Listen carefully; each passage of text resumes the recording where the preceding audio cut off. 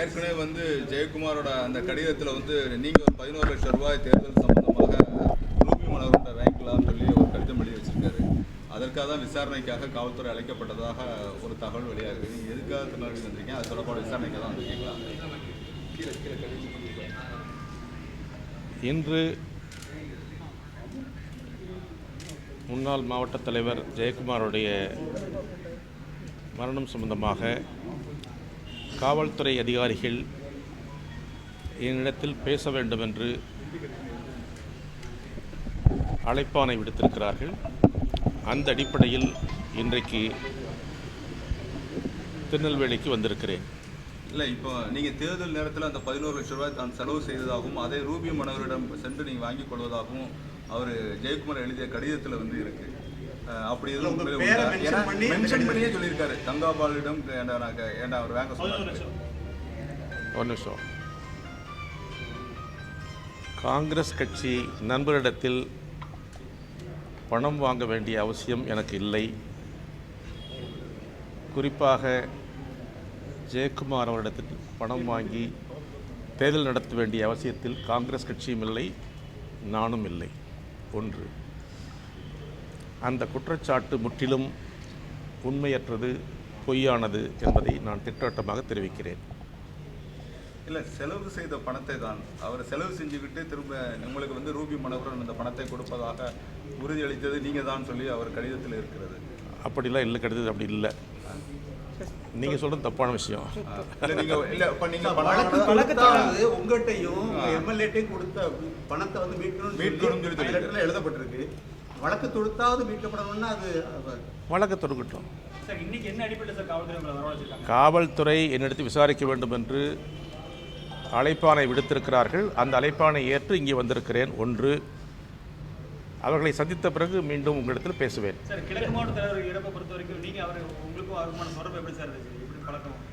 கிழக்கு மாவட்ட தலைவர் ஜெயக்குமார் அவர்களுக்கு அரசியலில் முதல் பதவி கொடுத்தது நான் தான்.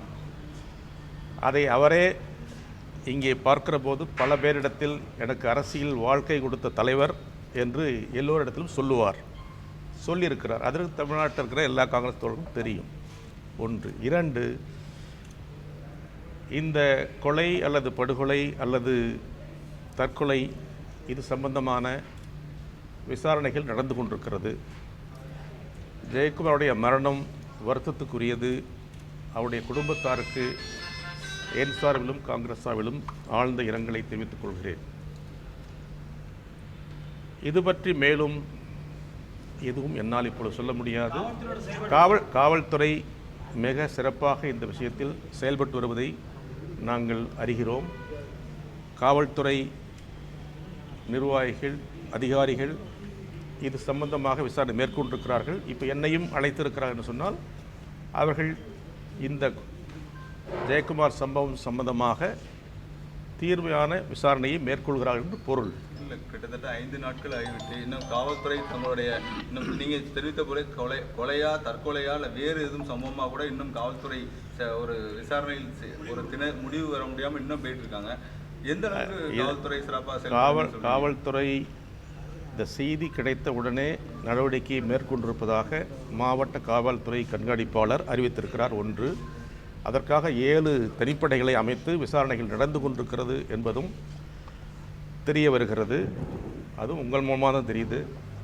ஆகவே இந்த செய்திகளை பார்க்கும்போது காவல்துறை நல்ல வழியில், சரியான வழியில் பயணிக்கிறதுன்னு நம்புகிறோம். சார், இந்த கடிதத்தின் அடிப்படையில் எதிர்கட்சி வந்து உங்கள் கேண்டிடேச்சரை வந்து கேன்சல் பண்ணணும் அப்படின்னு சொல்லி ஒரு இது கொடுத்துருக்காங்க. அதிகமான பணம் செலவழிச்சிருக்கிறாங்க தேர்தலுக்கு, அது அனுமதிக்கப்பட்டதுக்கு அதிகமான செலவழிக்கிறதுக்கான வாய்ப்பு இருக்குன்னு சொல்லி கம்ப்ளைண்ட் கொடுத்துருக்காங்க. எதிர்கட்சிகள் இதெல்லாம் பேசுகிறது வழக்கம்தான். நீங்கள் எதிர்கட்சி தான் நீங்களும் தான் பேசுவீங்க, நான் இருந்தால் நானும் தான் பேசுவேன், எல்லாம் பேசுகிறது தான் வழக்கம். ஆனால் அதெல்லாம் உண்மை இல்லை. தேர்தல் சம்பந்தமாக எந்த நடைமுறையும் மீறப்படவில்லை. சட்டத்துக்குட்பட்டு இங்கே தேர்தல் நடந்திருக்கிறது என்பதை மட்டும் இப்பொழுது தெரிவிக்கிறேன். நன்றி. அப்புறம் பார்க்கலாம்.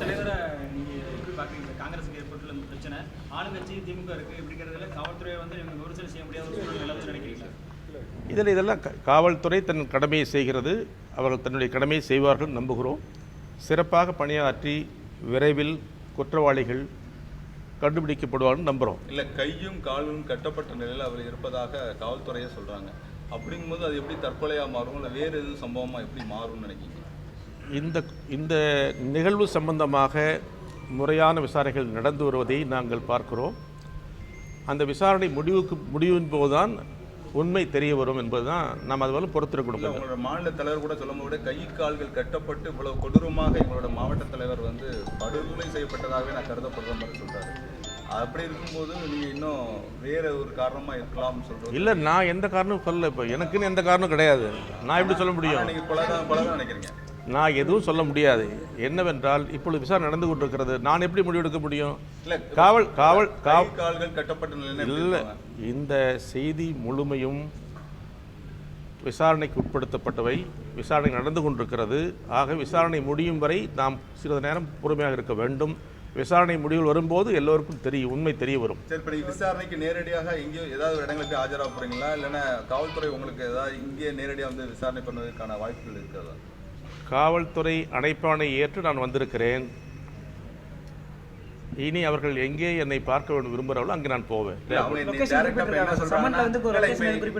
என்ன சொல்றாங்கன்னா, அவங்க எந்த இடத்துல விசாரிக்க சொல்றாங்களோ நாங்க அந்த இடத்துக்கு வர்றதுக்கு தயாராக இருக்கா காவல்துறை? தனுஷ்குடி அந்த வீட்டுக்கு அப்படிதான் அவங்க நேரடியாக போயிருக்காங்க. இருக்கலாம். இப்போ நான் இங்கே தங்கியிருக்கேன், வரலாம், வராமல் இருக்கலாம், கூப்பிட அழைக்கலாம். நான் காவல்துறையோடு ஒத்துழைப்பதற்கு தான் இங்கே வந்திருக்கிறேன். ஓ, அப்போ இங்கே வச்சு தான் விசாரணை? எனக்கு தெரியாது. இல்லை சார், என்னை சந்திக்க வேண்டும் என்று தெரிவித்தார்கள். எங்கு சந்திக்க வேண்டும் என்று சொன்னாலும் சந்திக்க தயாராக சொல்லியிருக்கிறேன். ஆகவே அவருடைய